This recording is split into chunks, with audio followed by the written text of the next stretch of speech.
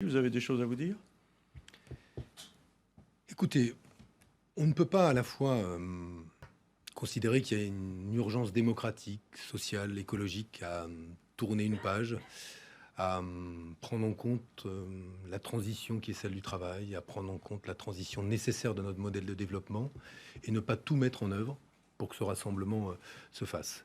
Moi, ma priorité, elle ne consiste pas d'abord à parler aux appareils, même si je les respecte et même si je respecte évidemment les autres candidats au premier tour de l'élection présidentielle.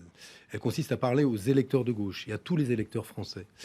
Mais au-delà même des formations politiques, aux grands réseaux qui sont ceux de lutte contre la pauvreté, de lutte contre l'exclusion, aux grands réseaux dans le domaine de l'écologie, dans le domaine de l'éducation, pour leur dire qu'il n'est pas possible que la gauche soit absente du second tour de l'élection présidentielle. Nous ne pouvons pas nous permettre aujourd'hui d'assister passif à un second tour entre la droite, qui est une droite dure, et l'extrême droite. C'est la raison pour laquelle je serai tenace, têtu. Je respecte les égos, ils existent, j'en ai moi-même un. Mais ce que je veux, c'est rassembler les électeurs, les hommes, les femmes. Et si la dynamique se confirme, vous verrez, elle parviendra à vaincre bien des réticences. Alors moi j'ai une suggestion à vous faire, puisque la date limite pour le dépôt des parrainages et donc des candidatures, c'est le 17 mars. Est-ce que vous ne pourriez pas aujourd'hui nous dire que on regarde le 15 mars qui est nettement en tête par rapport à entre vous et Jean-Luc Mélenchon?